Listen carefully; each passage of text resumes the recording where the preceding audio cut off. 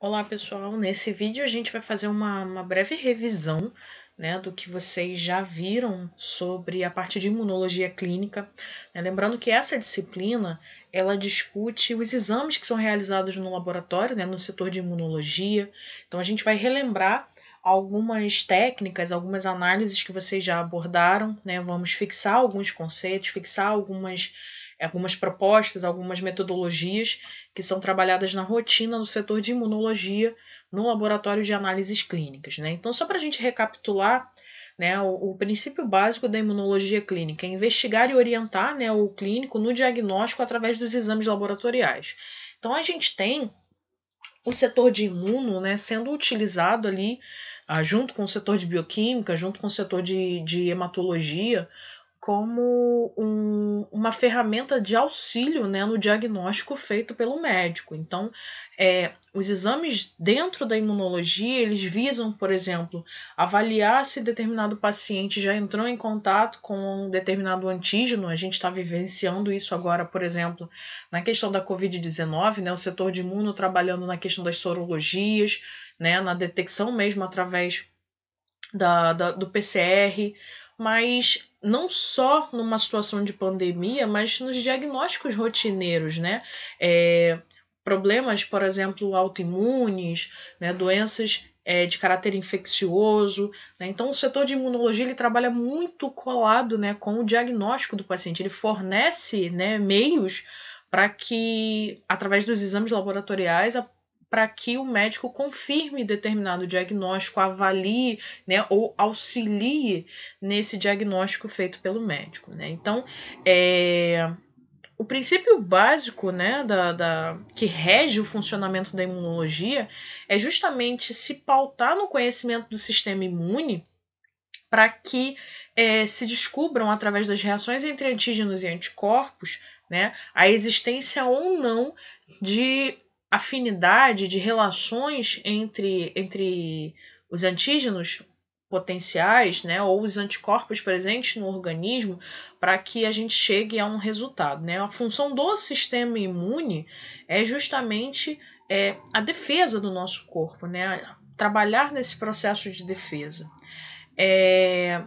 No setor de imunologia são avaliados, né, é utilizado no diagnóstico tanto de patologias causadas por agentes externos, como é o caso de vírus, de bactérias, até mesmo de protozoários, né? Então, existem, por exemplo, algumas reações imunes que podem estar relacionadas à presença de protozoários, então não é só no setor de parasitologia onde a gente vai verificar a relação entre protozoários e o corpo humano, tá? E patologias de agentes internos, no caso das doenças autoimunes, que a gente já abordou na disciplina de Introdução à Microbiologia e Imunologia. Basicamente, né, a gente costuma chamar, no geral, muitos dos exames realizados pelo setor de imunologia de sorologias. Nem todos são do tipo sorologia, mas é muito comum fazer essa associação. Né? A gente tem uma infinidade de técnicas, né, e pode ser utilizados alguns outros tipos de amostra no setor de imuno. Mas é muito comum você falar sorologia, sorologia, sorologia. E por que a gente chama de sorologia? Porque você vai usar o soro, né? E o soro é a parte líquida do sangue colhida sem o anticoagulante, né? Colhida então no tubo seco. A questão da diferença do soro para o plasma, que é a amostra colhida com o anticoagulante, só para a gente relembrar, no laboratório, quando se colhe amostras com anticoagulante, né, esse anticoagulante pode ser a heparina, pode ser o EDTA, né, pode ser o citrato, tá? Então, pode ser o EDTA fluoretado, e para cada tipo de anticoagulante existe uma cor específica de tubo, assim como para o tubo seco também, e normalmente é representado ali pelo tubinho de tampa vermelha, ou às vezes tampa, né, na cor de tijolo, ou até mesmo pelo tubo de tampa amarela. São chamados tubos secos. No tubo de soro, na amostra de soro, a gente não encontra mais o fibrinogênio, porque no soro ele já foi totalmente convertido em fibrina, ok? E eu posso ter tubos com ou sem gel separador. Então colheu o sangue, coagulou, centrifugou. Então quando a gente usa o soro para detectar, né, uma eventual reação entre antígeno e anticorpo, a gente chama esse exame de sorologia. Então sorologia, na verdade, é um nome genérico, né, para essa forma de amostra que é coletada.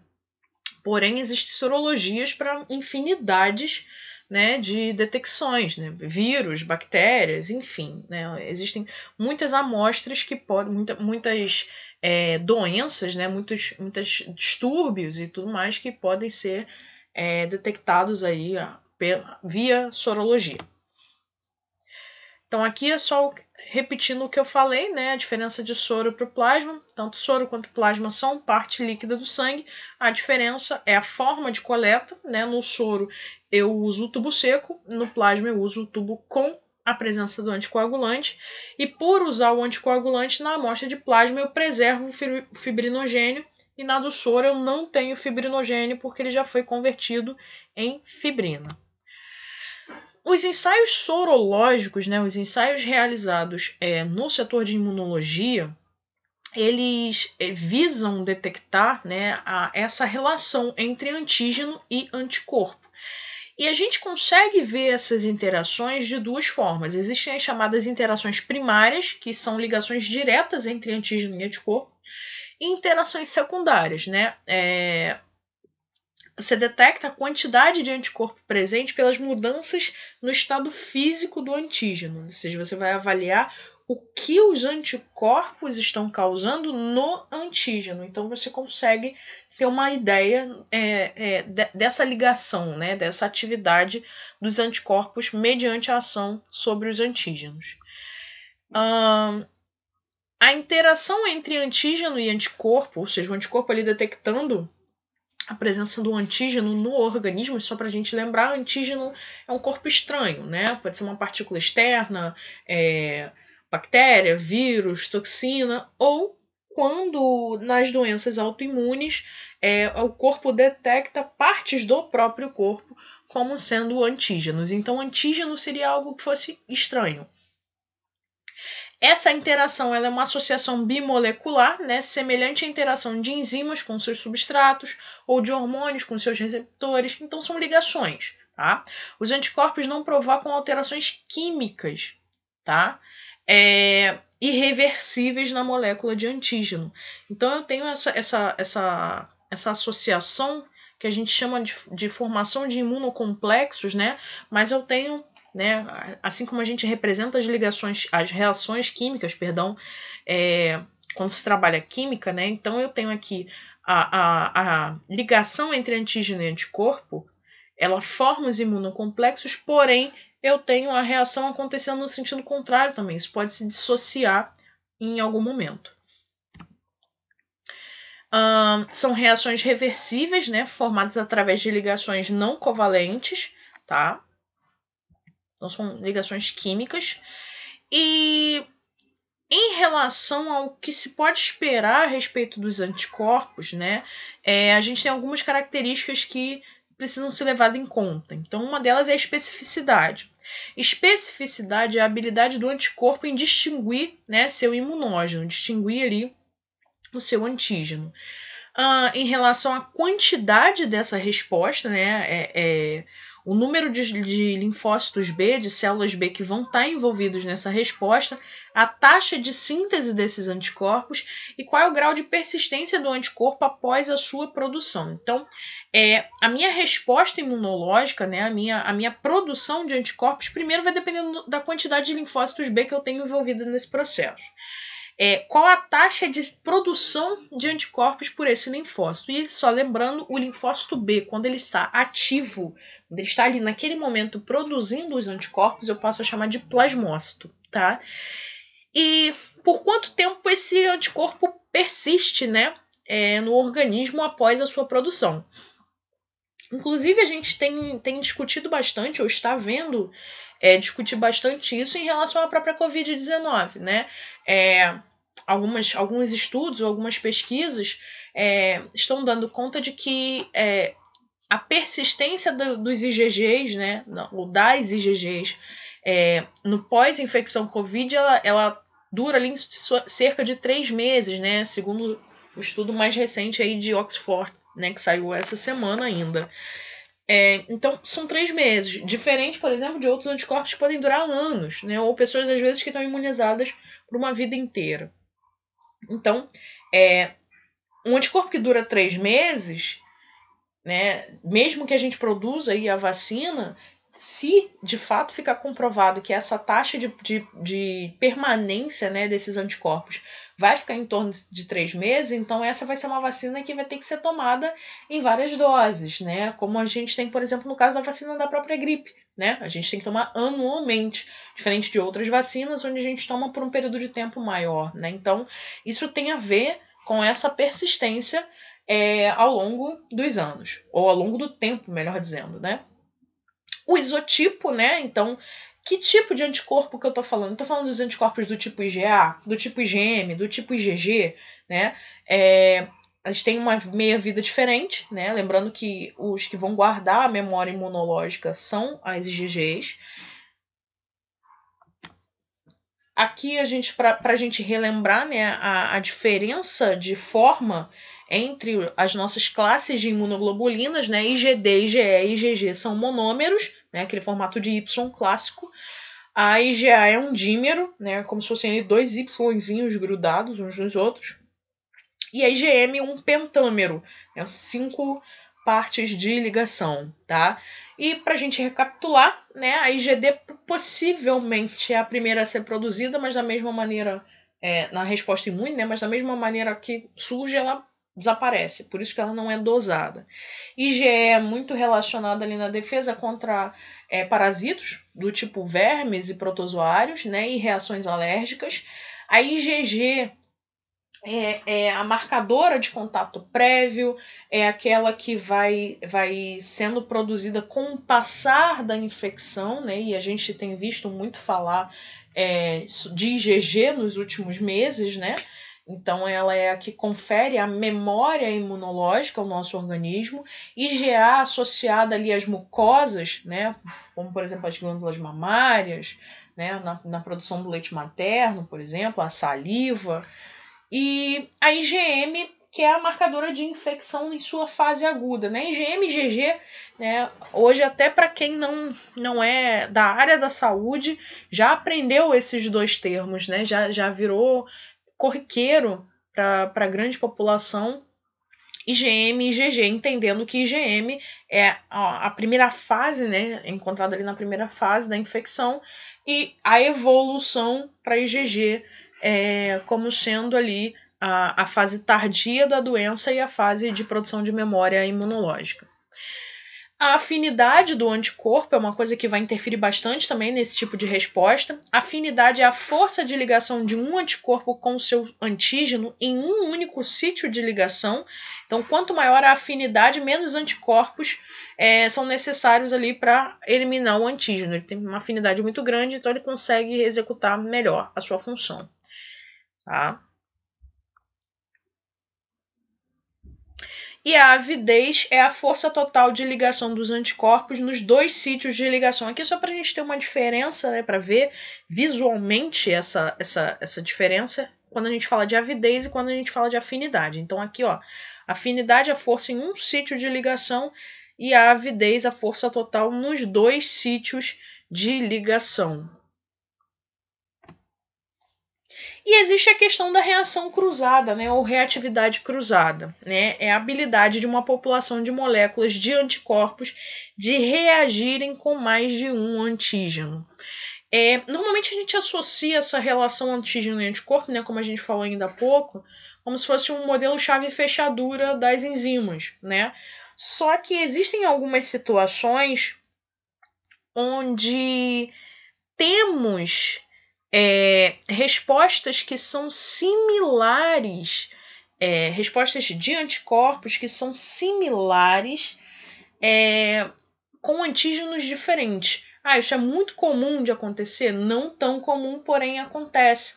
É o que acontece muitas vezes quando se detecta determinado, através de alguns tipos de metodologia dentro do laboratório de imunologia, vão detectar positividade em reações que não estão ali de fato. Um exemplo.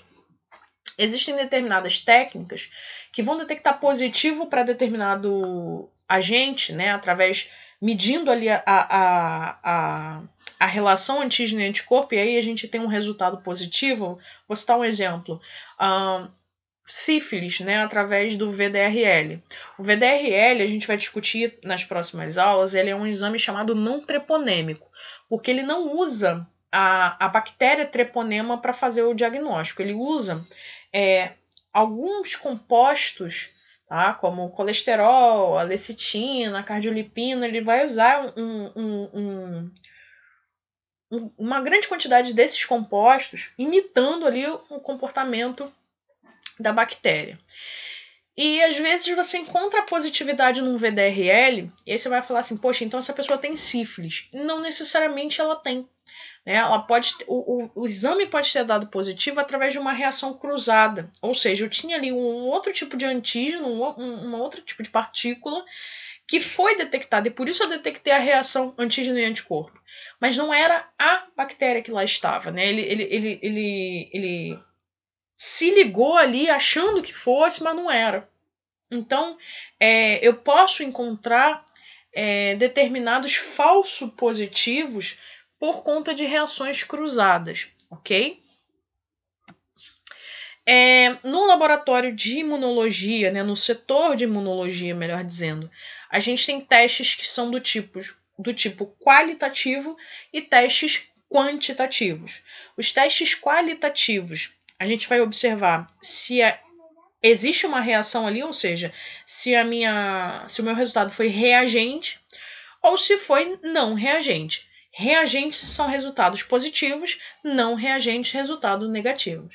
E muitas vezes, né, no próprio resultado positivo, no próprio resultado reagente, a gente consegue ver o quão reagente ele foi. Se ele foi fortemente reagente, fracamente reativo, né, ou fracamente reagente. Né? Então, é uma avaliação qualitativa. Sim ou não, e se eu estou observando determinada força. No teste quantitativo, né, eu parto para as chamadas diluições.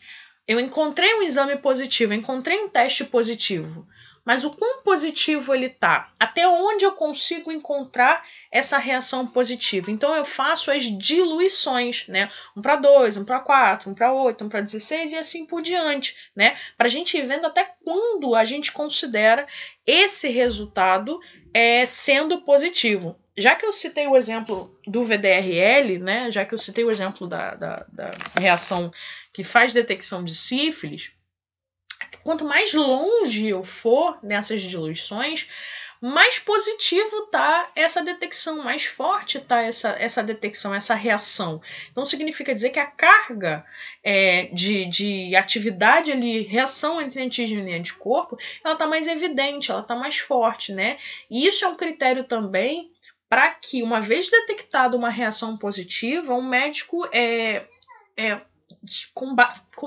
indique, né, o tratamento adequado. Né? Então, mais forte, digamos assim, estaria a condição de doença nesse paciente. Dentro do setor de imunologia, a gente trabalha com determinadas técnicas, né, determinados métodos de identificação ali de reação anti-antígeno e anticorpo ou evidenciação da presença de determinada doença, de determinado antígeno ali. Então, assim, existem procedimentos diferentes, existem técnicas diferentes, abordagens diferentes, né, princípios diferentes, para que a gente evidencie essas reações, né, essas relações entre antígenos e anticorpos. Então a gente tem, por exemplo, as reações de aglutinação, as reações de precipitação, as reações enzimáticas, as reações de fluorescência, reações de floculação, né, a imunocromatografia, que é o que a gente usa, por exemplo, nos testes rápidos. Então, o princípio metodológico do teste, ele é o que vai caracterizar a técnica que aquele teste é utilizado. O primeiro que a gente vai falar são as reações de aglutinação. A questão da aglutinação é o seguinte: eu tenho ali uma formação de um complexo antígeno e anticorpo, né? Quando eu tenho uma relação positiva acontecendo, quando eu tenho ali, de fato, a minha amostra aglutinando, eu formo agregados que são visíveis. Ou seja, a presença do anticorpo junto com o antígeno forma complexos, tá?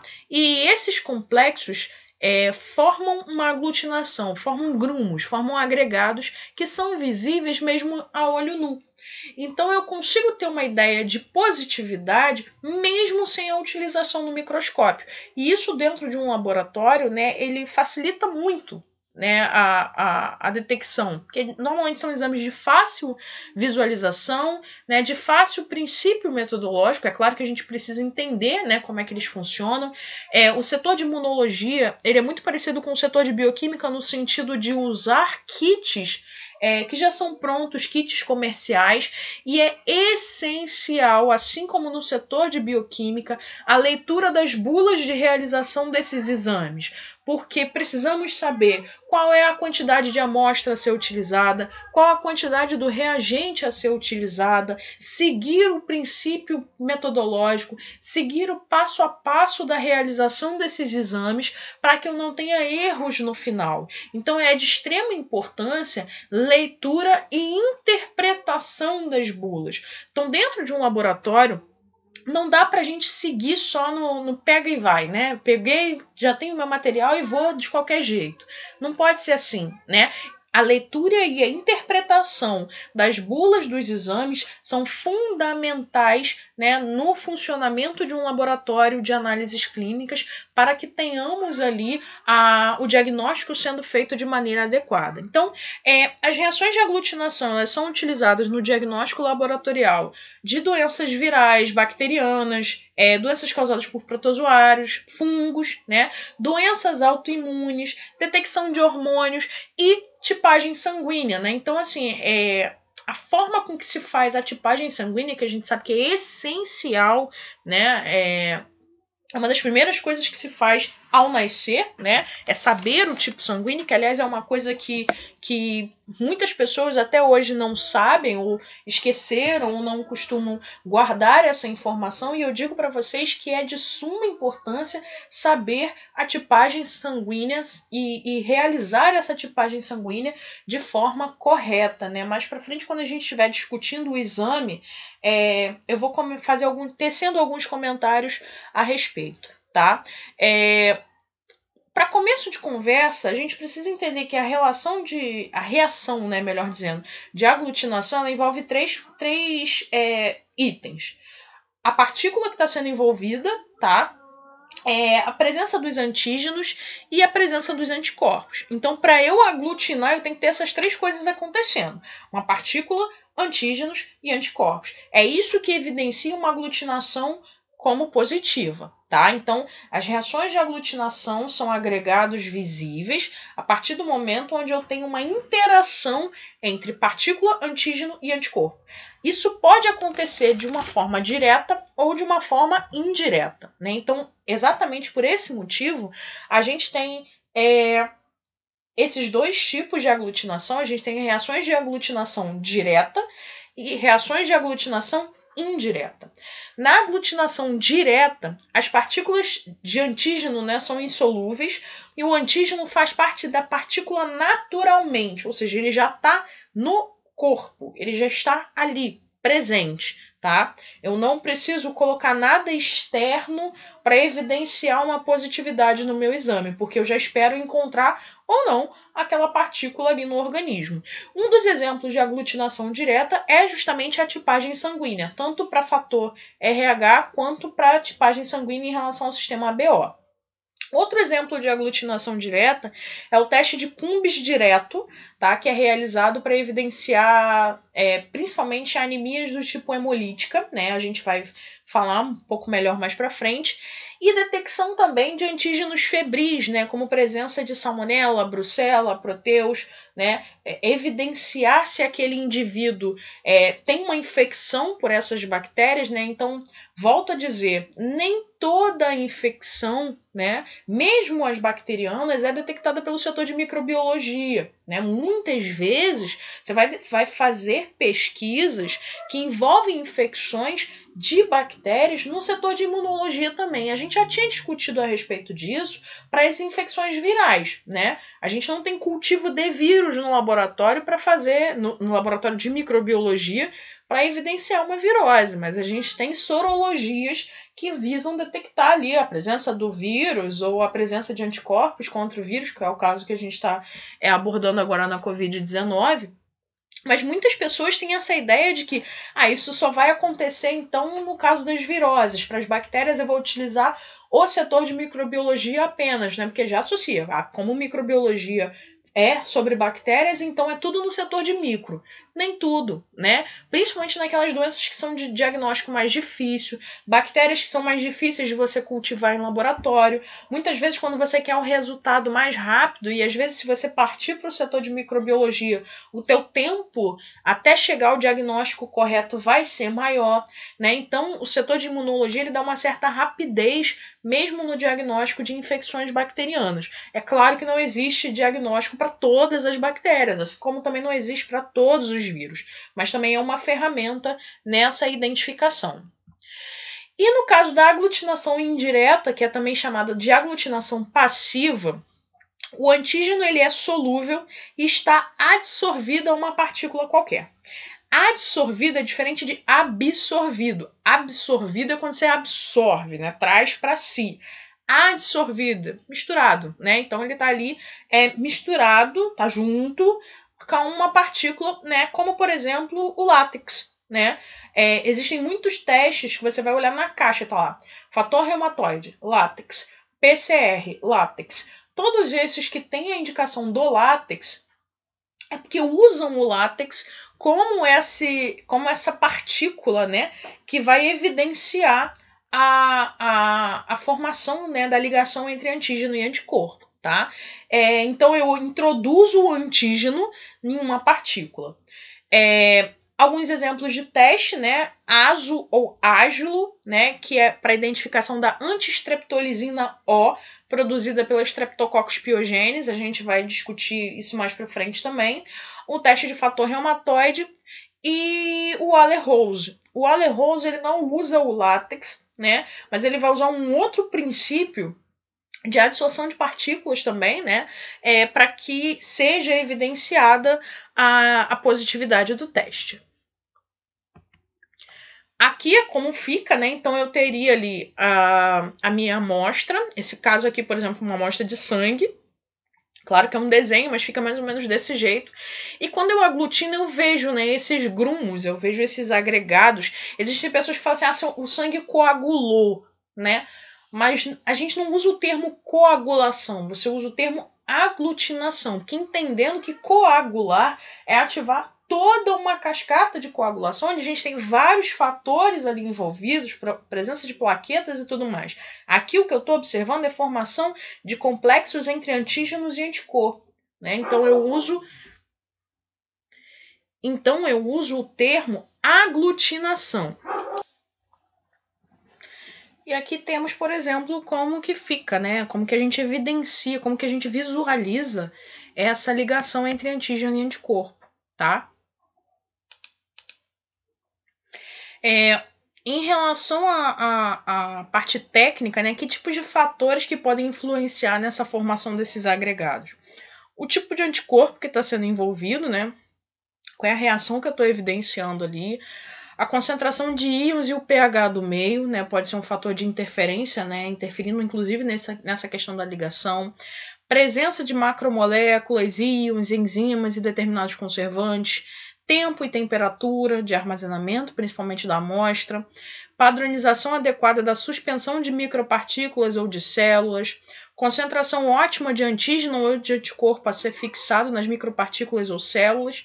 E estabilidade da ligação, né, entre antígeno e anticorpo e a acessibilidade dessa molécula nas micropartículas ou células. Ou seja, a gente tem alguns fatores que podem interferir nesse processo, né? Então, no setor de imunologia, né, principalmente dependendo do tipo de exame que eu estou realizando ali, do tipo de técnica que eu estou utilizando, eu posso ter sim resultados que são falsos positivos, falsos negativos, por conta de fatores de interferência. E para relembrar, né, como eu disse a vocês, muitos desses exames eles são realizados com a utilização de kits, né? Esses kits de reagente. Então, o reagente ele precisa ser armazenado da forma correta, na temperatura adequada, tem que estar na validade. A amostra que foi colhida também tem que ser trabalhada dentro das condições ideais, né? Eu não posso ter uma amostra condicionada de qualquer jeito, né? Volume de amostra tem que ser suficiente, então existem algumas coisas que a gente precisa considerar na hora de realizar uma detecção através desse tipo de relação de imunologia. E o primeiro desses exames que a gente vai comentar, né, é uma aglutinação indireta para tipagem sanguínea, primeiro em relação ao sistema ABO, né? A amostra é o sangue colhido com EDTA, né? Então, nesse caso, a gente vai usar o sangue total. Ah, mas então não é uma sorologia, né? Não. Aqui a gente vai precisar dos glóbulos vermelhos, a gente vai precisar das hemácias. Eu vou estar realizando a tipagem sanguínea em cima delas. Ah, mas eu vou usar somente as hemácias? Vamos entender melhor como é que vai funcionar essa questão da tipagem sanguínea ao longo dessa abordagem aqui que a gente está fazendo. Mas a amostra é feita em tubo de EDTA. Fatores que podem interferir na tipagem sanguínea. Transfusão de sangue recente, né, principalmente se tiver alguma questão de incompatibilidade sanguínea. Presença de crioaglutininos, né, que são anticorpos que vão aglutinar hemácias humanas. E anemias hemolíticas com cumbis direto positivo. A gente vai discutir também a questão do cumbis mais para frente. Mas esses aqui são alguns fatores que podem interferir na tipagem. Outras questões que podem estar relacionadas à tipagem sanguínea, né, é que muitas pessoas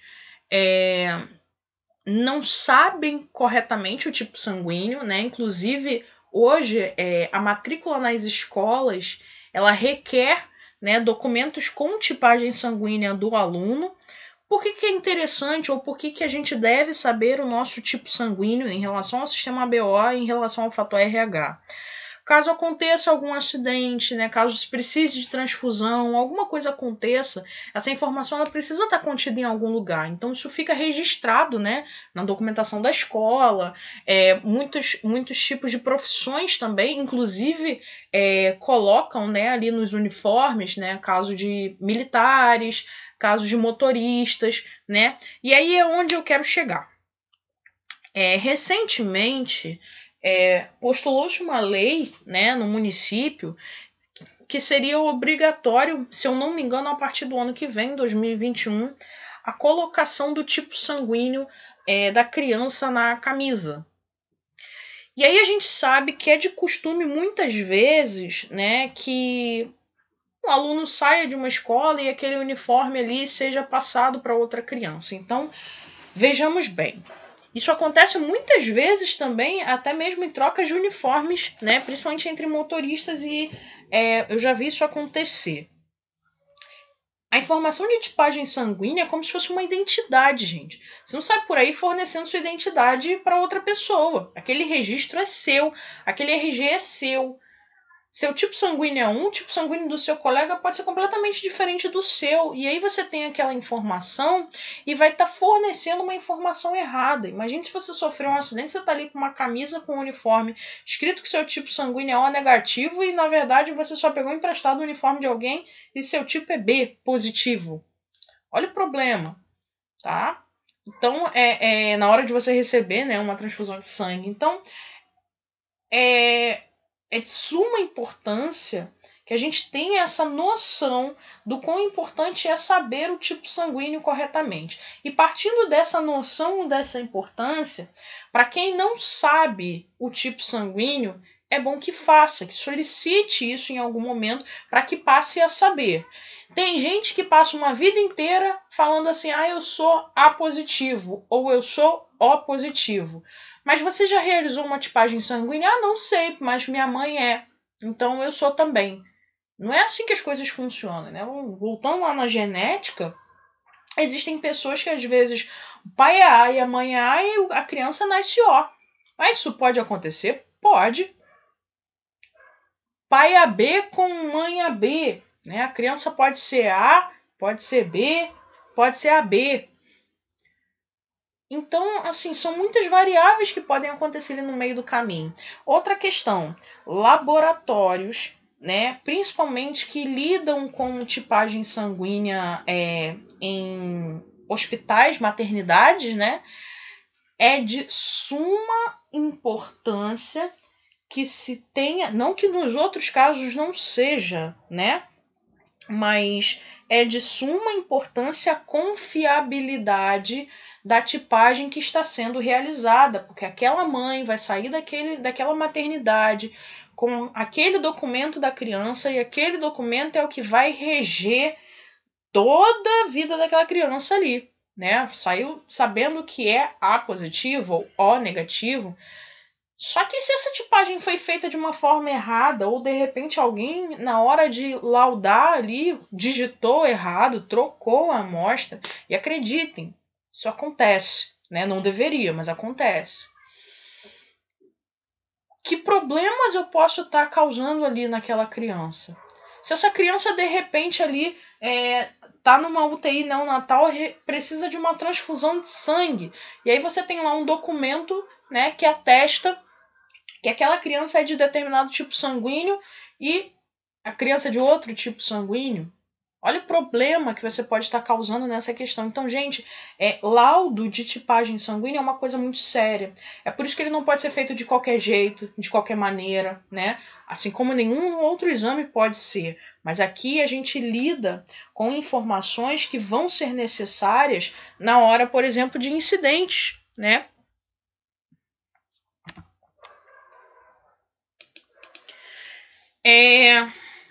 Existem formas diferentes da gente fazer a tipagem sanguínea, né? Existem algumas metodologias diferentes. Uma delas é a tipagem em lâmina, a outra é a tipagem em tubo, né? A mais confiável de ser realizada é a em tubo. A mais fácil e, digamos, a mais rotineira é a tipagem em lâmina, tá? Existem dois tipos de funções ou de provas que podem ser, ou que devem, na verdade, ser realizadas na hora de se realizar, de se fazer uma tipagem sanguínea. Uma delas é a tipagem direta, ou chamada também de prova direta, e a outra é a tipagem reversa, ou chamada de prova reversa, tá? Na tipagem direta, eu uso as hemácias do paciente, tá? E soros que são conhecidos, né? Soros comerciais, onde eu compro o sorinho, né? O soro ali, para testar em cima do sangue do paciente, tá? E a presença ou ausência da aglutinação é que determina o tipo sanguíneo. Então, inclusive, são nessas cores que aqui se apresentam. Lembrando que aqui eu tô falando só da tipagem em relação ao sistema ABO, tá? O fator RH a gente vai discutir daqui a pouquinho. O soro anti-A tem essa cor aqui azulada. O soro anti-B tem essa cor amarela. E esse aqui é o soro anti-AB, tá? Existem alguns laboratórios que usam o soro anti-AB, outros não. Tem essa cor um pouco mais alaranjada, né? Meio rosada. Esse tom é um pouco diferente. Só pra gente se situar, né? Onde surgiu a questão do sistema ABO, né? No início do século XX, quando uma pessoa sofria um acidente ou fazia uma cirurgia de risco, muitas vezes ela acabava perdendo muito sangue e precisava receber, né, sangue doado por outra pessoa. Só que algumas vezes a pessoa que recebia o sangue sobrevivia, em outras ela acabava morrendo, né? E não necessariamente por complicações da cirurgia em si, né? Ela começava a passar mal ali no momento da recepção do sangue. E aí começaram a perceber que alguma coisa tinha errado, tá? Em 1930, né, o austríaco Karl Landsteiner, ele ganhou o Nobel né, depois de vários e vários experimentos, e aí ele conseguiu desvendar qual era o mistério que envolvendo, né, essa questão do sangue, né? São os tipos sanguíneos. Então, existem tipos diferentes, coisas que estão presentes em determinado sangue que estão ausentes em outros, né? E isso gerava uma incompatibilidade e por isso que muitas pessoas morriam. E até é curioso da gente pensar que uma coisa tão séria, né, só foi descrita tão recentemente, né? E bem recentemente, inclusive. E o quanto as pessoas poderiam ter sido salvas, né, se essa informação já fosse conhecida há mais tempo, tá?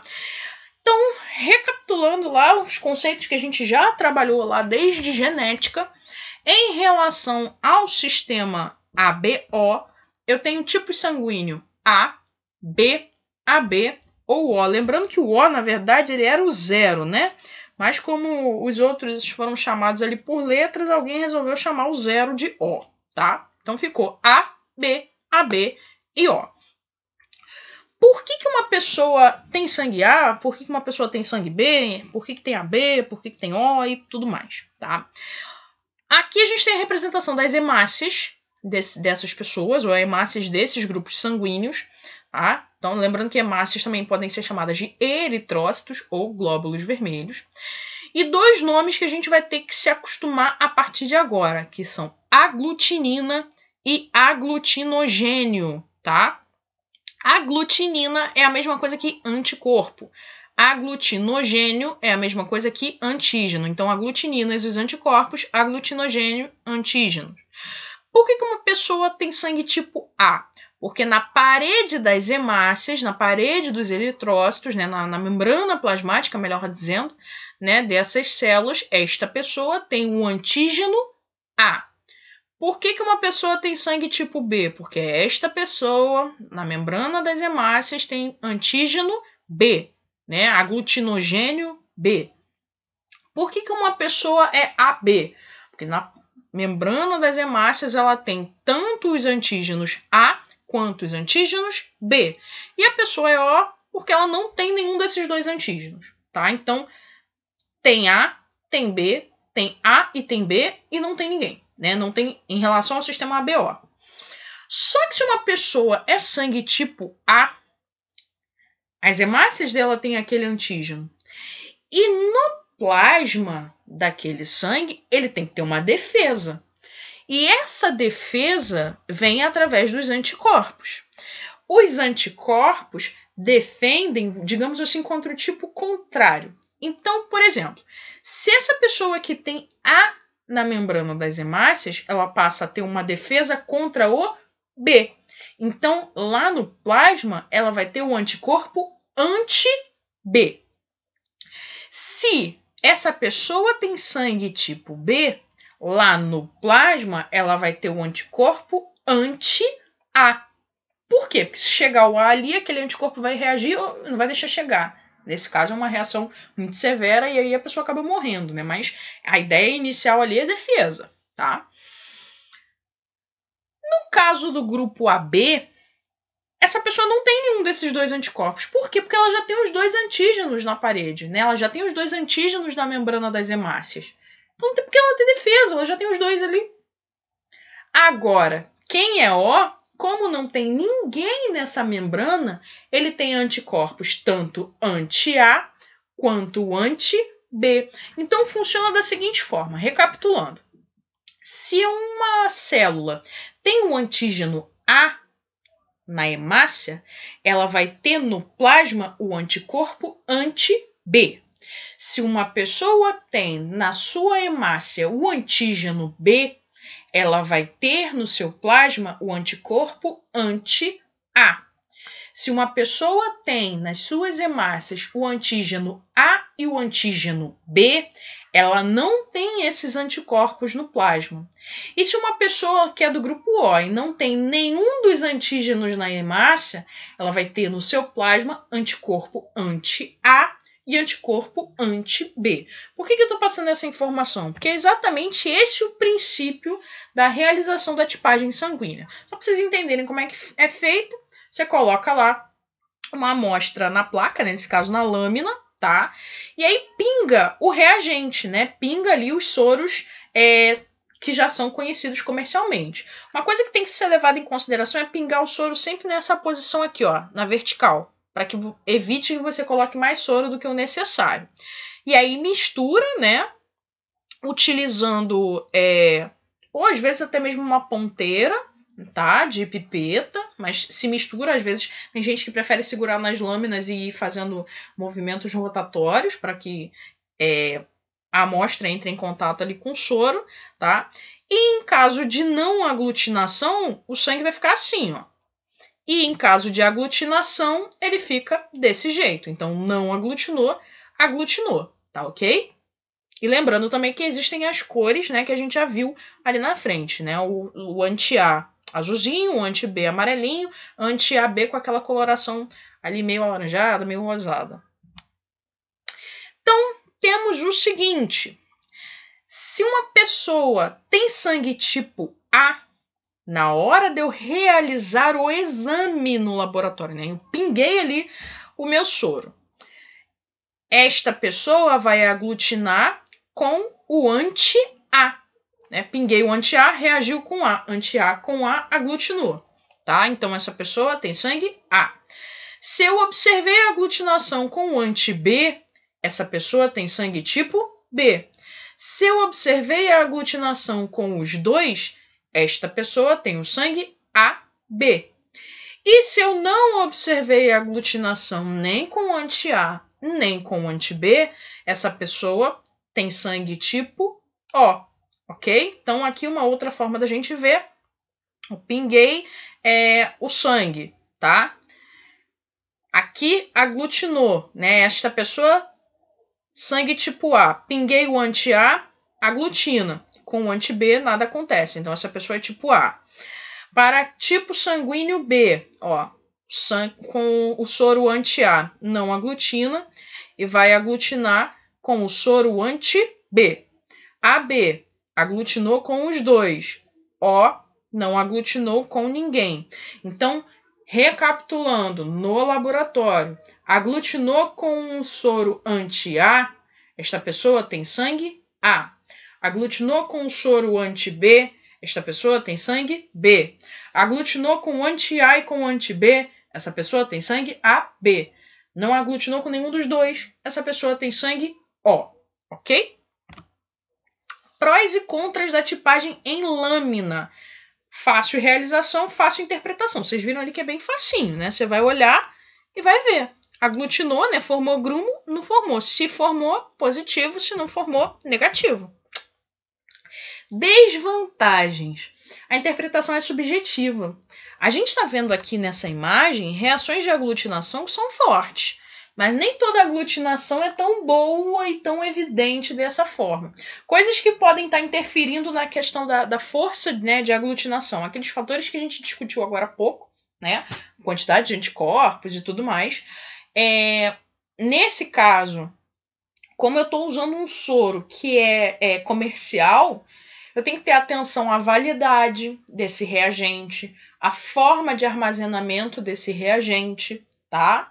A forma de execução do exame. E muitas vezes, com os soros anti-A e anti-B, a gente até não vê tanto. Mas principalmente na hora de fazer a tipagem de fator RH, a gente muitas vezes tem graus de aglutinação que são bem diferentes. Então tem gente que olha e fala assim, aglutinou. Tem gente que olha e fala assim, não aglutinou não. E aí fica um tanto quanto subjetivo. E principalmente se tratando de fator RH, a gente não pode ter uma interpretação assim que possa dar margem para erros, né? Então esse é um problema da tipagem em lâmina. Maior risco de contato com a amostra, porque você está ali mais exposto à questão da lâmina, mas lembrando que se você segue as normas de biossegurança, você está ali usando luvas e tudo mais, né, o seu risco de contaminação é bem baixo. Não serve para prova reversa, não é adequado para realizar a prova reversa, que a gente vai ver daqui a pouquinho o que é. E é de difícil interpretação no caso das reações fracas, como eu acabei de falar, né? Aquela questão de ser subjetivo. Às vezes você tem uma aglutinação que é muito fraquinha e você acaba laudando muitas vezes ali como um negativo. Então, assim, didaticamente falando, ela é uma técnica muito boa, né? Didática, de você mostrar que a aglutina e tudo mais. Mas para uma finalidade diagnóstica, principalmente envolvendo casos de transfusão de sangue, doação de sangue, né? Você não vai recorrer a uma tipagem feita em lâmina por conta dessas chances de erro de interpretação. Então existem outras técnicas, outras metodologias que são menos sujeitas, né, ao erro, tá? E aqui o fator RH em lâmina, tá? A gente tem, na verdade, vai estar escrito soro anti-D, tá? Então não tá como RH, é comum que a gente encontre como soro anti-D.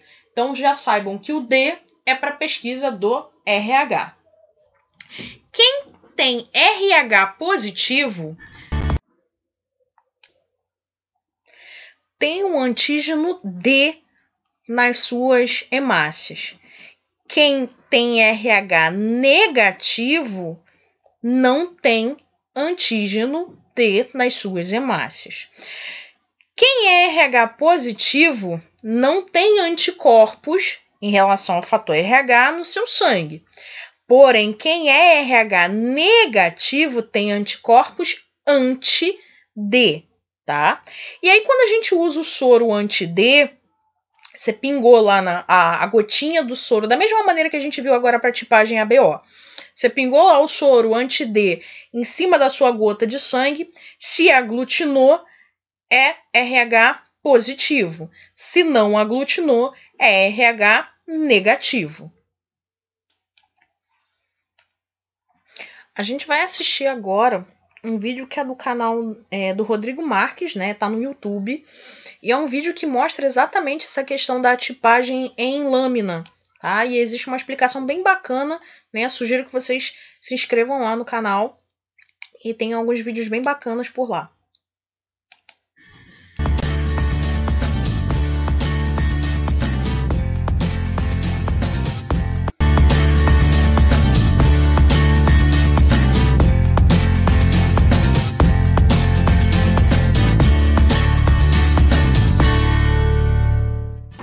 Nós vamos preparar para vocês hoje a reação de aglutinação.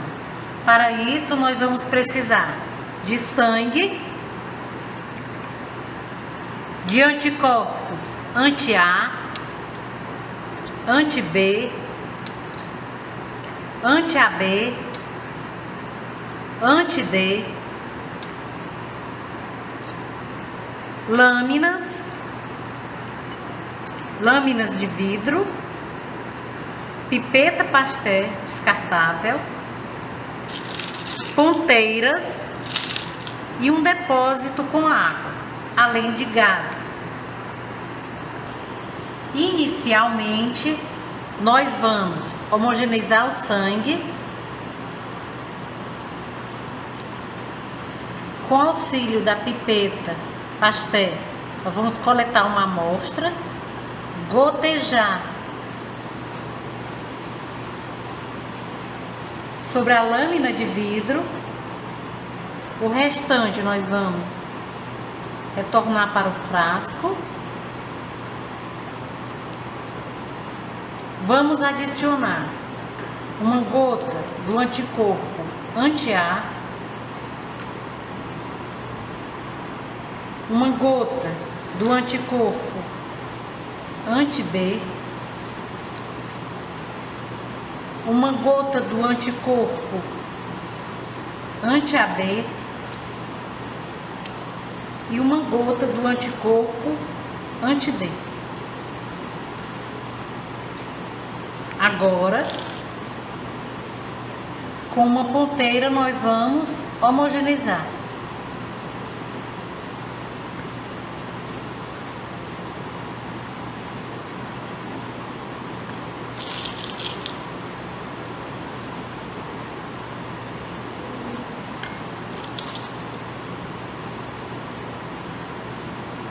E agora nós vamos observar o que aconteceu. Com o anticorpo anti-A, ocorreu a aglutinação.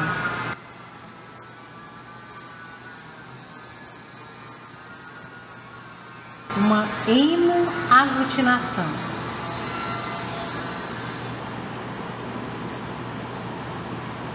Com o anticorpo anti-B, não houve aglutinação, como vocês podem observar. Com o anticorpo anti-AB, houve aglutinação.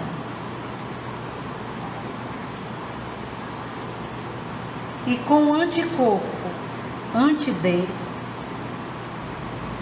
também houve aglutinação. Então, com o auxílio dos anticorpos, foi possível identificar o antígeno A e o antígeno D. Não foi identificado o antígeno B. Essa reação com o anti-AB, ela confirma a presença do antígeno A e não confirma a presença do antígeno B. Portanto, o paciente teria um grupo, teria os seguintes antígenos eritrocitários: antígenos A e antígenos D. O antígeno D caracteriza o fator RH. Portanto, a presença do antígeno D diz que o paciente é RH positivo. Nestas condições, esse paciente é A positivo. Agora nós vamos fazer a identificação dos antígenos eritrocitários de um outro paciente, através da reação de aglutinação. Então, distribuição de uma gota de sangue em cada lâmina.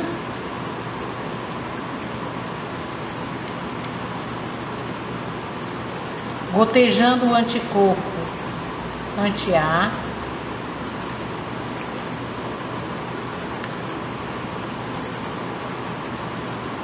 O anticorpo anti-B. O anticorpo anti-AB. E o anticorpo anti-D. Vamos homogeneizar a amostra, misturar as amostras.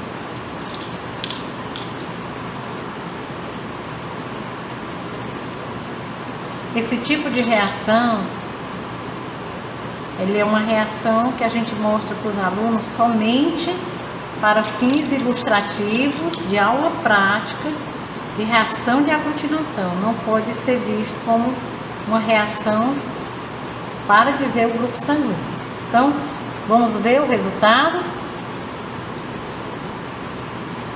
O anticorpo anti-A com o sangue desse paciente, o que a gente observa?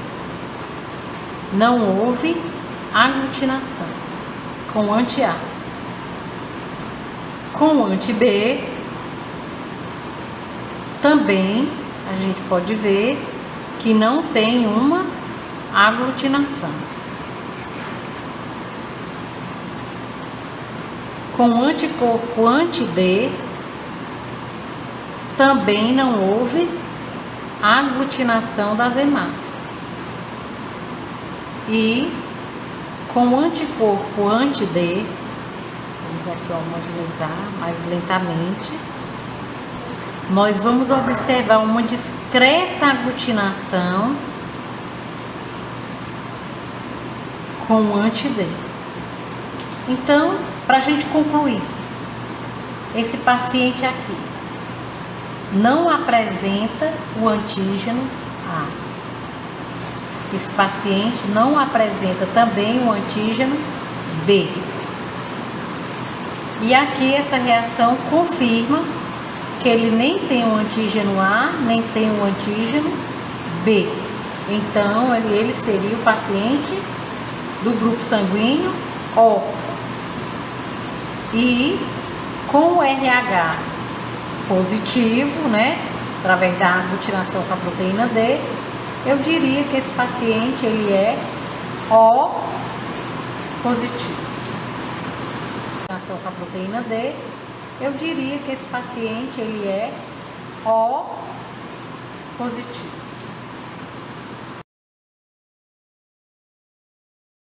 Nós vimos então, né, no vídeo a realização da técnica em relação à tipagem em lâmina. E vocês viram assim, tudo bem que a imagem estava um pouco mais distante, mas não sei se vocês repararam que mesmo nos casos de aglutinação, no caso do antígeno D, ela fica bem menos evidente do que o que a gente observa em relação à relação, né, a reação do anti-A com A, do anti-B com B, né? Então, por esse motivo é que essa interpretação acaba sendo um tanto quanto subjetiva. No vídeo, apesar de estar mais distante, a gente não conseguia enxergar muito bem, né? Mas você vê que ela fala até mesmo no segundo paciente, né, uma discreta aglutinação. Então, essa discreta aglutinação já faz com que eu positive ali a minha visão, né, a minha visualização como positiva. E é por isso, né, por essa chance de interpretação errônea, muitas vezes, que se prefere fazer a tipagem em tubo, né, se prefere não, se convenciona, né, a fazer a tipagem em tubo para que se evite erros de interpretação de quem está analisando. Uma coisa que a gente vai considerar também, né, a gente falou da tipagem direta. Na tipagem direta, então, eu uso as hemácias do paciente, né, o sangue do paciente, com o soro comercialmente conhecido, né, o soro anti-A, o soro anti-B, ali ela usou também o soro anti-AB, tá, e o soro anti-D. Só que existe um outro tipo de prova que é chamada de prova reversa, tá? A prova reversa funciona como se fosse um tira-teima para confirmar aquilo que eu evidenciei na tipagem direta, tá? Na prova reversa, eu uso o soro do paciente, né? Então a amostra do meu paciente é o soro, e eu vou usar hemácias conhecidas comerciais, tá? Então eu uso hemácias do grupo A e hemácias do grupo B, e vou testar agora utilizando o soro do paciente. Então, na tipagem reversa, o meu resultado é o contrário do que eu esperaria na tipagem direta. Então, se aglutinou com as células B, o meu sangue é tipo A. Se aglutinou com as células A, o meu sangue é tipo B.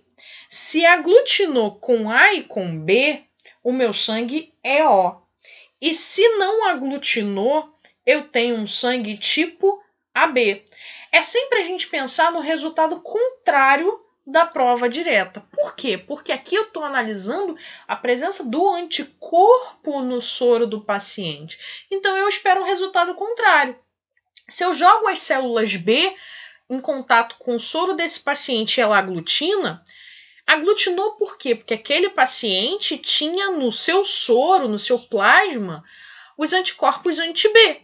Se ele tem anticorpos anti-B, o sangue é tipo A. Então, nesse caso aqui, como o que eu estou analisando é o soro, se aglutinou com B, o sangue é A. Se eu jogo ali as hemácias, eu falo jogar numa forma, né, genérica, né? A gente não vai jogar nada em lugar nenhum. Mas se eu coloco ali as hemácias A e o sangue aglutinou com essas hemácias A, o soro desse paciente aglutinou com A porque ele tem presença de anticorpo anti-A. E se o soro que tem, o sangue, né, o plasma que tem anticorpo anti-A, de quem tem o sangue tipo B. A aglutinação com os dois, né, aglutinou com a hemácia A e com a hemácia B, é porque nesse soro o paciente tem anticorpos tanto anti-A quanto anti-B. Quem tem esses dois anticorpos? Quem é sangue tipo O. E se eu não tenho uma aglutinação, né, é porque eu não tinha presença de anticorpos ali. E no soro, lembrando que aqui a gente está falando da prova reversa, tá bom, gente? Cuidado para não confundir. Então, nesse caso, é sangue tipo A, tá? Então eu confirmo, né, a minha prova direta. Aqui a gente vai ver um vídeo da realização dessa prova reversa.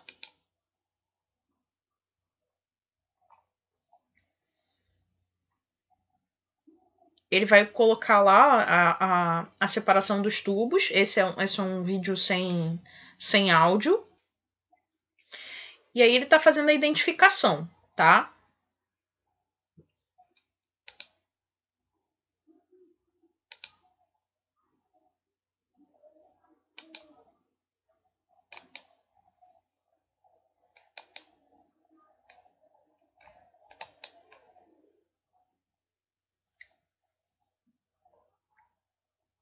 Preparando lá a pipeta.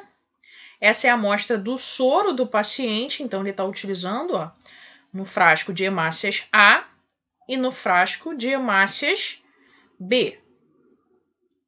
Pipetou, né, nos dois tubos. E aqui, ó, as hemácias padrão, né, hemácia A e hemácia B.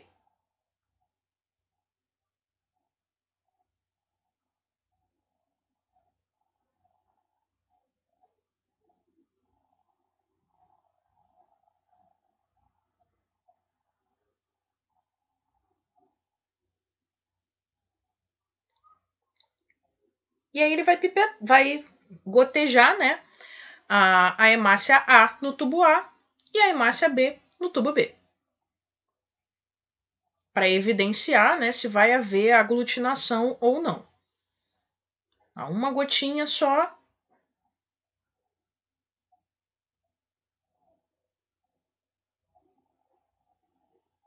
E agora a hemácia B no tubo B.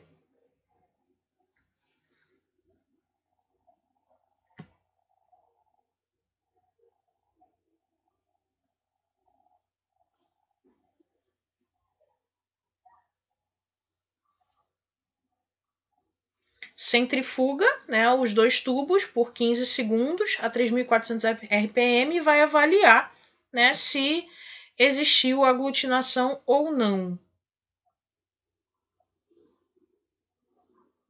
Ali, ó.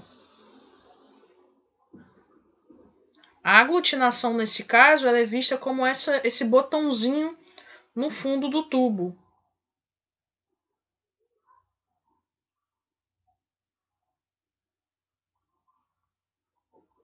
Vocês estão vendo ali, ó, ele está mostrando.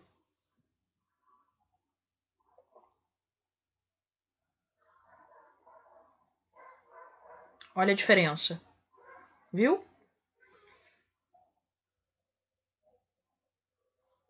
Diferente do primeiro tubo que ele tinha feito.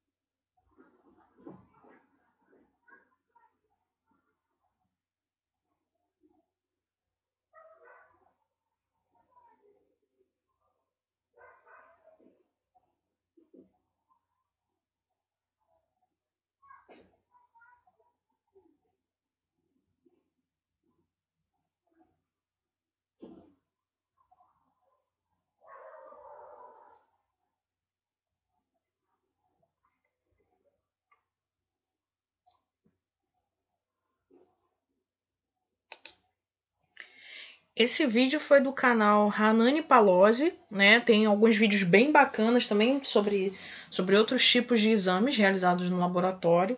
Mas aqui a gente viu a prova reversa, que é realizada em tubo, né? Não dá para fazer a prova reversa usando lâmina, tá? E aí a gente parte de fato para a tipagem em tubo. A tipagem em tubo, ela vai ter a vantagem de justamente poder fazer tanto a prova direta quanto a prova reversa. Eu consigo fazer tudo de uma vez só. Então eu vou usar hemácia do paciente junto com os soros e vou usar soro do paciente com as hemácias controle conhecida, tá? A forma com que vai ser feita, ela pode ser variar um pouquinho, né, de um laboratório para outro, mas normalmente se pipeta os antissoros, né, anti-A, anti-B, anti-AB, anti-D, tá? nos tubos de tipagem direta, sempre identificando cada um desses tubos, tá? E preparar ali o tubo para prova reversa, tá?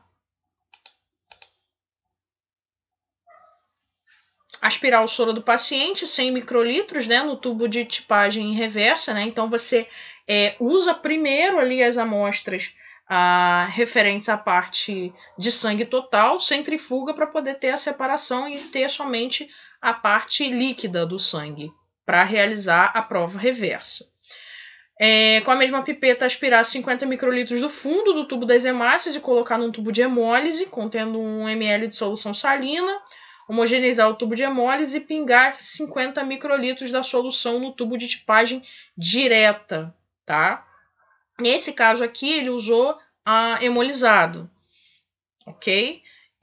Vai variar um pouquinho de um laboratório para outra técnica, né? Essa é uma das técnicas que são utilizadas. E pipetou 50 microlitros de hemácia A1 e hemácias B nos tubos de tipagem reversa que já estão ali com o soro do paciente, tá? Então, 50 microlitros, que é uma gota, né, daquele conta-gotas que a gente já viu no vídeo anterior. Centrifuga, né? Aqui ele usou 1.200 RPM, a gente viu no vídeo 3.400, então também vai variar um pouco em relação ao tempo também. Observar e anotar os resultados, tá? Para a gente fazer a diferenciação, né, na prova direta, eu uso a hemácia do paciente e uso os reagentes padrão, reagentes comerciais. Na fase reversa, eu uso soro do paciente e hemácias padrão, né, hemácias comerciais. Aqui, por exemplo, a gente tem como que fica, né, no final das contas, as análises, né? Esses 3 primeiros tubos referentes à prova direta e os 2 últimos tubos referentes à prova reversa. Aqui não tem o antígeno, não tem a pesquisa de fator RH, tá? Aqui tá falando somente em relação ao sistema ABO, porém o RH ele pode ser colocado aqui no meio também, sem problemas, tá bom? Então, ó, não aglutinou com o A, não aglutinou com o B, não aglutinou com o AB. Vamos pensar de acordo com aquilo que a gente viu na explicação lá da tipagem em lâmina. Se não aglutinou com ninguém, então qual é o meu sangue? Ó, né? Ele não aglutinou com a hemácia A, nem com a B, nem usando... Perdão, não aglutinou com o soro anti-A, nem com o soro anti-B, nem com o soro anti-AB, tá? Então não aglutinou com ninguém. É O. Aí eu vou para a prova reversa. Na reversa, eu espero exatamente o contrário. Então, se é o contrário, ele tem que aglutinar tanto com A quanto com B. Porque aqui eu estou usando o soro do paciente. E foi o que aconteceu. Ó. Eu confirmei a prova. Na direta, não aglutinou com ninguém. Na reversa, aglutinou com os 2. Então, esse paciente é sangue O. Esse paciente aqui, ó, aglutinou com o A, não aglutinou com o B, aglutinou com o AB. Aí vocês podem estar se perguntando assim, poxa, mas por que ele aglutinou com o AB? Porque ele tem o A presente. Então, esse A, mesmo que ele não tenha o B, vai fazer aglutinar ali. Eu estou usando AB. Vai aglutinar com um dos 2, tá? Então, se aglutinou com o A e não aglutinou com o B, o meu paciente é tipo A, ok? Vamos para a prova reversa. Na prova reversa, ele tem que aglutinar com o contrário. Então, ele vai aglutinar com o A? Não, ele vai aglutinar com o B, que foi o que aconteceu aqui, ó, a aglutinação, ó. Então, eu tenho a confirmação que esse paciente é sangue tipo A. Vamos para a prova direta e reversa desse terceiro paciente aqui, ó. Aglutinou com A, aglutinou com o B e aglutinou com o AB. Então, de cara, eu já sei que o paciente é sangue tipo AB. Vamos confirmar com a prova reversa. Na reversa, ó, não aglutinou com ninguém. Então, eu confirmei que esse paciente é sangue AB, tá? Então, aqui a gente viu, através de imagens, que esses pacientes tiveram seus tipos sanguíneos corroborados com a tipagem direta e com a reversa. Vamos ver em tabela como é que isso fica, ó. Eu tenho uma amostra qualquer que não aglutinou com o anti-A, não aglutinou com o anti-B, e não aglutinou com o anti-AB. Então, vamos pensar. Ele não aglutinou com nenhum dos soros controles. Esse paciente, então, é sangue tipo O. Vamos para a prova reversa, para ver se confirma. Na prova reversa, o que aconteceu? Ó, aglutinou com os dois. Então, eu confirmei o resultado. Paciente sangue tipo O. Segunda amostra, aglutinou com o A. Não aglutinou com o B. Aglutinou com o AB. Então, ele aglutinou com o A e com o AB. Meu paciente é A. Vou para a reversa. Na reversa, ele não aglutina com o A, mas aglutina com o B. Então, meu paciente é tipo A. Terceiro paciente, não aglutinou com o A, aglutinou com o B, aglutinou com o AB. Então, meu paciente é sangue tipo B. Vamos confirmar com a reversa.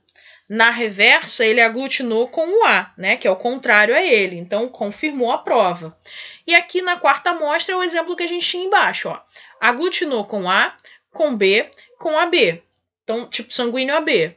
Não aglutinou com ninguém. Na prova reversa, confirmou o exame, confirmou a tipagem sanguínea sendo realizada ali. Aí, para colocar o fator RH, é mais um tubo que vai entrar aqui, se aglutinar com o anti-D, RH positivo, se não aglutinar com o anti-D, RH negativo, tá? Então, ó, resultado positivo, presença de aglutinação. Resultado negativo, ausência de aglutinação. Porém, né, existe uma questão chamada de D fraco.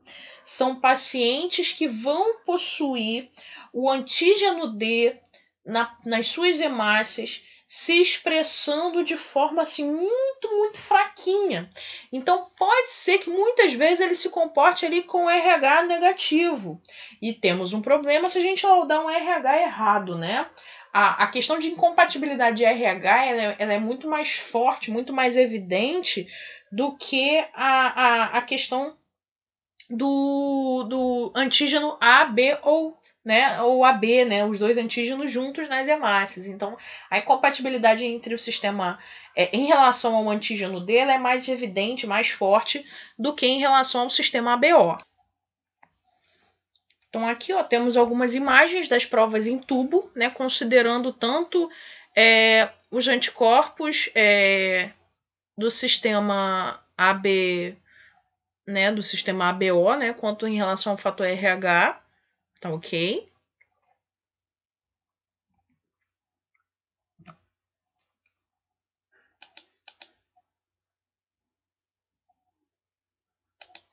Aqui são os tubos da prova reversa. Acabei passando, ó. Aglutinação, não, né? A não aglutinação com B e a aglutinação na prova reversa justamente com B. Então, o paciente é tipo A positivo, B positivo, O positivo. Esse aqui é um outro tubo para controle de fator RH, tá? Para validar o teste de antígeno anti-D. Sangue AB positivo, sangue O negativo. E aqui é o procedimento de pesquisa, né, para verificar o D fraco, né? Então, lavar as hemácias do paciente que apresentaram reação negativa com soro anti-D, 3 vezes com solução salina, suspender 5% das hemácias lavadas, né, ou suspender a 5%, melhor dizendo, com solução salina, identificar os correspondentes, né, como anti-D e controle de RH, pipetar 50 microlitros dos antissoros, anti-D e controle de RH. Os 50 microlitros são as gotinhas, né, dos soros controles. Adicionar 50 microlitros das hemácias lavadas e ressuspensas a 5% nos tubos, né, que tiveram ali já o soro adicionado. Centrifugou a 1200 RPM por 15 segundos e vai ler.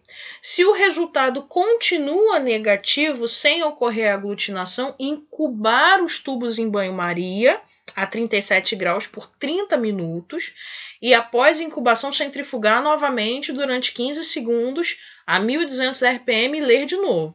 Se ocorreu a aglutinação a partir daí no tubo anti-D, esse paciente é RH positivo e finaliza o teste. Se não ocorrer aglutinação no tubo com anti-D, continua. Lavar as hemácias mais 3 vezes com solução salina e na última lavagem decantar bem o sobrenadante. Adicionar 2 gotas ou 100 microlitros do soro antiglobulina humana, né, nos tubos. Homogeneizar esses tubos cuidadosamente e centrifugar mais uma vez a 1200 RPM durante 15 segundos e ler de novo. Se não houver aglutinação, nem no tubo anti-D e nem no controle, classifica o paciente como RH negativo, né? Depois de todo esse procedimento. Ocorreu aglutinação no tubo anti-D, vai laudar o paciente como D fraco, que ele só foi se manifestar depois de tudo isso, né? Depois de todas essas lavagens. Se houver aglutinação nos tubos anti-D e controle de RH, não considerar o paciente como RH positivo. Nesse caso, vai considerá-lo como tendo um teste de Cumbis direto positivo, porque provavelmente ele foi sensibilizado, né, por auto ou halo anticorpos, né, ou com anticorpos próprios ou anticorpos externos. Caso não tenha tempo para realizar estudos mais aprofundados na vigência de uma transfusão de urgência, escolher para essa transfusão sempre um sangue como RH negativo. Quando é que vai se realizar pesquisa por D fraco? Sempre. Normalmente vai fazer isso quando você tem essa situação, né, de transfusão, né, de doação, né, para que você evite problemas maiores, principalmente em relação ao fator RH, tudo bem? Prós e contras da tipagem em tubo. Vantagem: fácil realização e interpretação, reações positivas fortes e é menos subjetiva do que a interpretação em lâmina. Desvantagem: você tem que ter o equipamento, que não é um equipamento muito rebuscado, você vai ter que usar centrífuga, tá? Não pode haver resíduos de detergente nos tubos, porque senão isso interfere na hora de sua análise. E é um pouco mais difícil para interpretar as reações fracas. Ou seja, ainda que seja melhor do que a tipagem em lâmina, ela ainda assim não é a melhor de todas. É por isso que existem outras técnicas, né, que são utilizadas inclusive nos grandes centros, né, bancos de sangue, hemoterapia e tudo mais, tudo bem?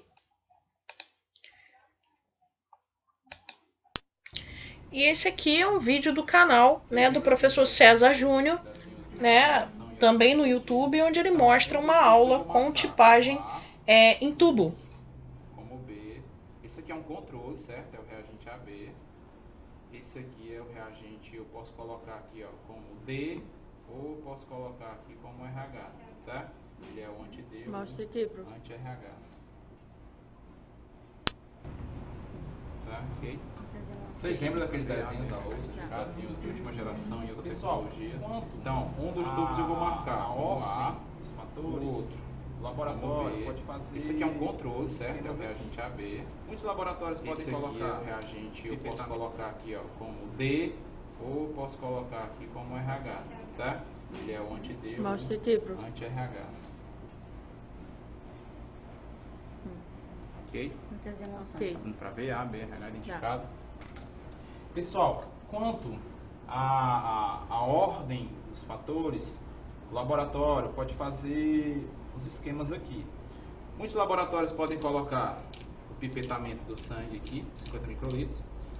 Depois daí pingar o reagente, depois daí colocar o soro fisiológico, que é o cloreto de sódio 0,9%, homogeneizar, colocar na centrífuga. Alguns, certo? Alguns vão colocar, primeiro pingar a gota do reagente e depois vão pingar a gota de sangue, depois daí vão colocar o soro fisiológico, homogeneizar e botar para centrifugar. Alguns faz uma suspensão, certo, das células sanguíneas eu acredito que seja o caso do laboratório diagnóstico. Quem está no diagnóstico aqui, do laboratório, eu acredito que lá e em alguns o pessoal fazem uma suspensão, dilui aqui a hemácia no soro fisiológico, depois daí pipeta o sangue em todos, bota o reagente e centrifuga, certo? Muitos podem fazer esses métodos. Temos aqui o sangue do Tiago dos Santos Julião. Quem é o Tiago? É meu marido. Seu marido, né? Porque aqui o pessoal, né, aqui a gente disponibiliza tubos para os alunos levarem para casa, trazer o sangue para a gente fazer alguns testes aqui. Bem, galera, é o seguinte, aqui eu vou garantir que seja um micropipetador de 50 microlitros, certo? Vou colocar aqui os reagentes na ordem. Sempre colocar os reagentes na ordem antes de começar a usar. Também o máximo de atenção para não anti-A, anti-B, AB, que é o controle que determina a presença de A ou B, anti-DRH. Vou abrir todos aqui. Vou deixar as gotas aqui. São todos, a maioria dos reagentes do laboratório são caros.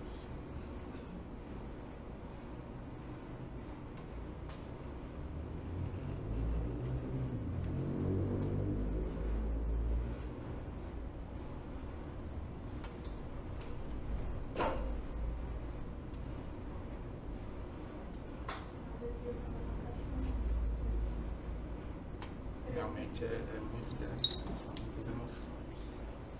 Bom, pessoal, então é o seguinte, agora como as coisas estão chiques, eu vou aqui pegar a pipeta de 50 microlitros, vou puxar aqui,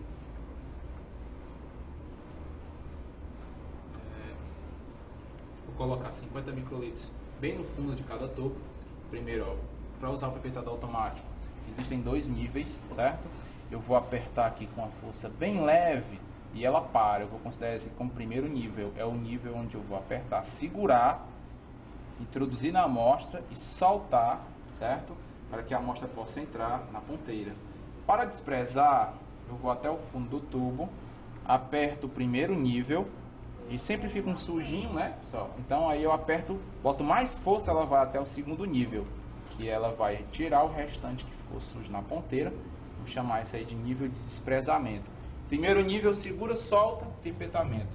Primeiro nível e depois aperta o segundo nível, é o desprezo da amostra. Então vamos lá, primeiro nível, vou aqui, tá, vou até o fundo,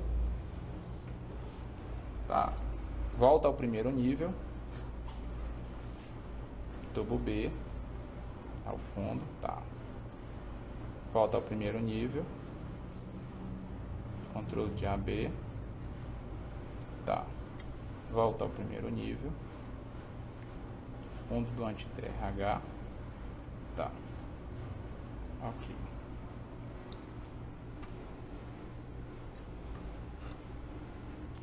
Vou aqui ao reagente anti-A,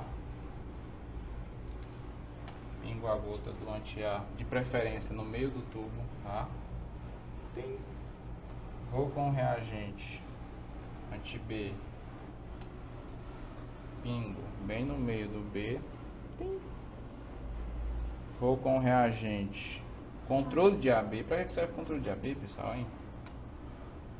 Para confirmar. Confirmar a presença de A ou B. Isso. Se não tem A nem B, ela não pode reagir, né? E se tem o A ou B ou os dois, obrigatoriamente ela tem que reagir, certo? Aqui eu vou fazer o seguinte. Aqui eu vou dar uma mexidinha. E eu vou fazer aqui uma suspensão de soro fisiológico, que é o cloreto de sódio. Aqui eu vou fazer uma suspensão aqui. Na verdade eu vou colocar 200 microlitros de soro fisiológico em cada um. Então o que é que eu tenho aqui? Eu tenho um pipetador variável. Aqui vai de 0 a 100. Se esse pipetador ele vai de 0 a 100 e eu preciso de 200, eu tenho que pipetar quantas vezes? 2 vezes, né, galera do bem? Se tá tudo bem, tá tudo 100, né? Existem uns são mais rebeldes aqui, não vai dar certo. Ó, então, eu vou colocar 200, que no caso existe aqui o pipetador de 200, eu não estou com ele, mas eu vou pegar e colocar duas de 100, que é 200. Aqui tá parecendo, sabe o que? Aqueles filmes do CSI Miami. Aquele laboratório do Dr. House.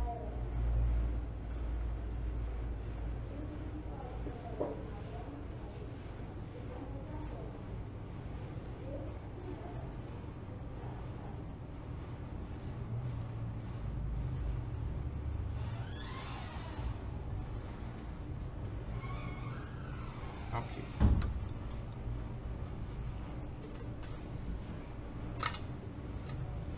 Então, pessoal, é o seguinte. Eu vou colocar aqui na centrífuga. Sempre assim, de frente para o outro, tá? E tem que garantir que ao centrifugar, todos tenham a mesma quantidade, para evitar que a centrífuga fique enlouquecendo aqui. Vou centrifugar, certo? Num período médio de 30 segundos, mas a gente pode deixar 1 minuto aqui. Qual é a velocidade? Geralmente 4 ou 5 RPM, até no máximo 3 RPM. Tem uma pinça bem por ali. Acho que tem uma pinça ou ali, ou então ali. Naquele canto ali.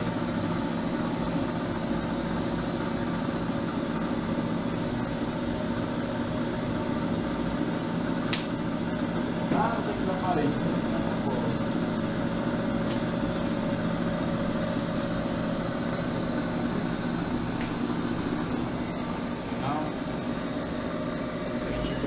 Tá aqui, professor. Olha aí, na minha cara.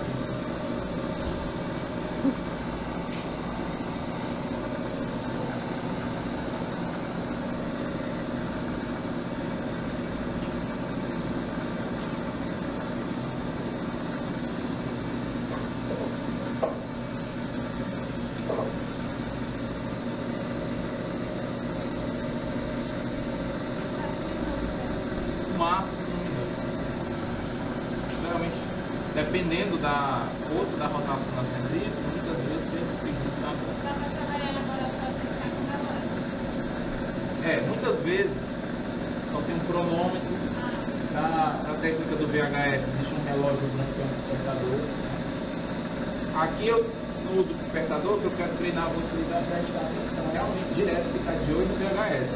Mas no laboratório essa parte vai ser um pouco mais fácil, porque a partir do momento que você coloca o primeiro VHS, você aciona um relógio branco, ele aparece muito despertador, e você pode desenvolver outros trabalhos. Se a partir do momento que o despertador tocar, você sabe que passou o horário do primeiro VHS. E a partir daí você já fica ligado que os próximos VHS serão questão de minutos, para vocês começarem a fazer as leituras.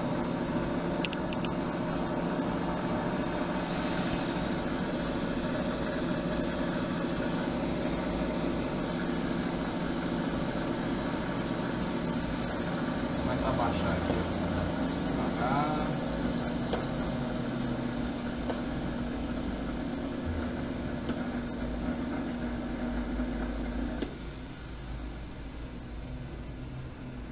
Interessante que a centrífuga para de rodar completamente para a gente poder abrir e tal ela.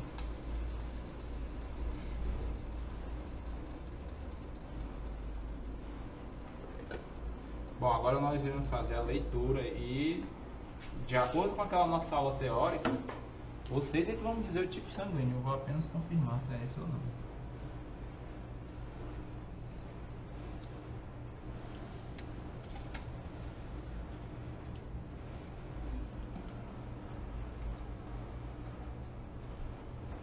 Vou verificar aqui a ordem.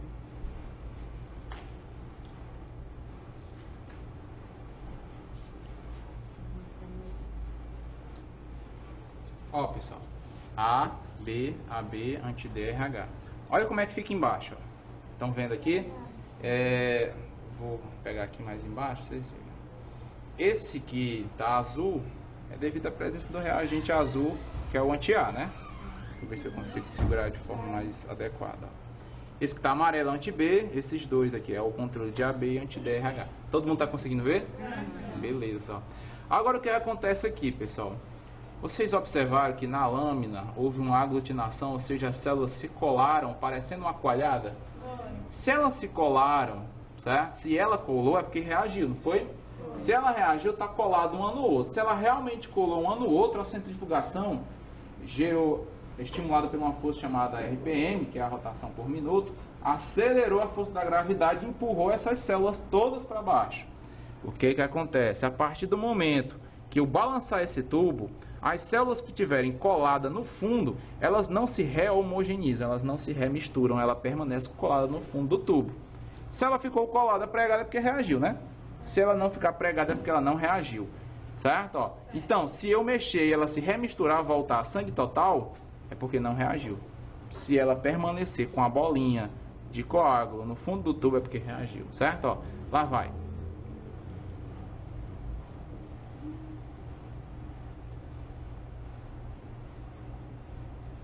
Vamos lá, pessoal. Olha aqui, ó.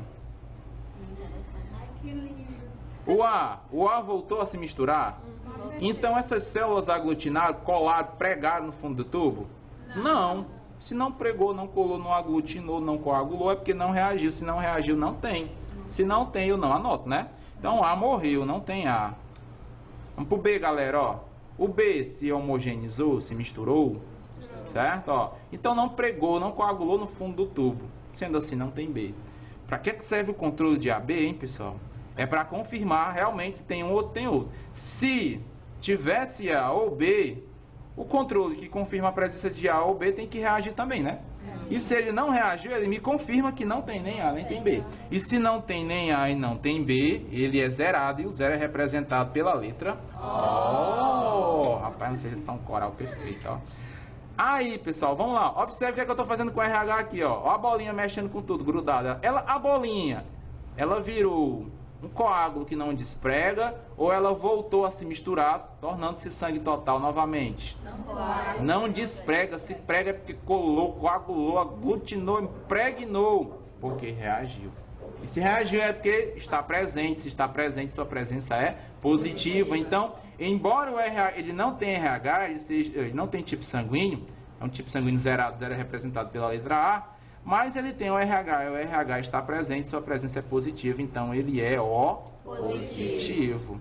Entenderam? É fácil, né? Assim, tem métodos, tem técnicas, o pessoal acha que é difícil, mas na verdade não é. Você vendo fazer o curso, você aprendendo, praticando, você desenrola, né? A gente vai praticar mais. Vocês vão praticar agora, eu só faço a primeira.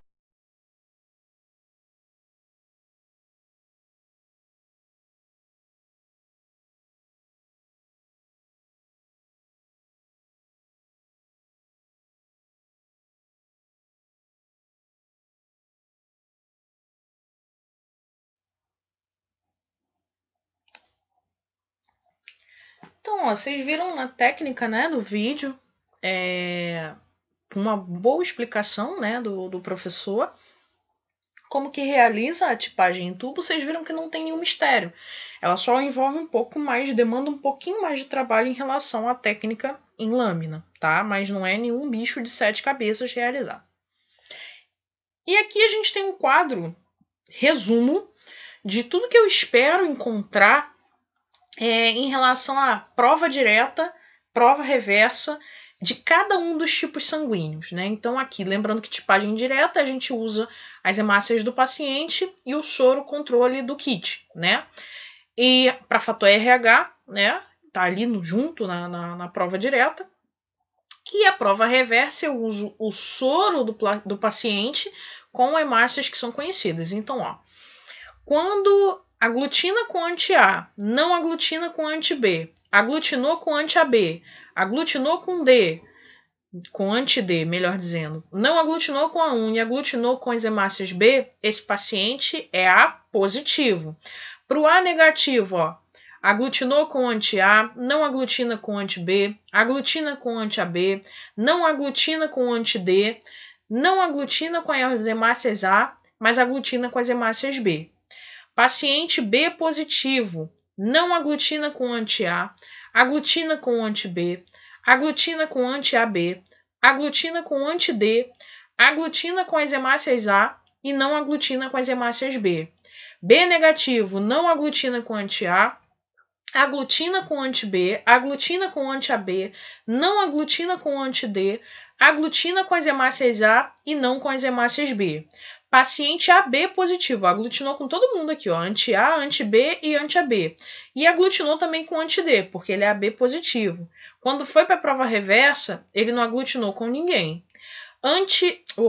AB negativo, aglutinou com todo mundo aqui, ó, anti-A, anti-B e anti-AB. Não aglutinou com o anti-D, porque o fator RH é negativo. E não aglutinou com as hemácias. Paciente O positivo, não aglutinou com ninguém aqui na primeira leva, ó, nem com anti-A, nem com anti-B e nem com anti-AB. Aglutinou com o anti-D, porque ele é RH positivo, e aglutinou com as hemácias na prova reversa. O negativo não aglutinou com ninguém na prova direta, nem no fator RH, porém aglutina na prova reversa com as hemácias A e com as hemácias B. Então, esse foi um resumão, né, de aglutinação direta relacionada à tipagem sanguínea. Por hoje a gente fica por aqui.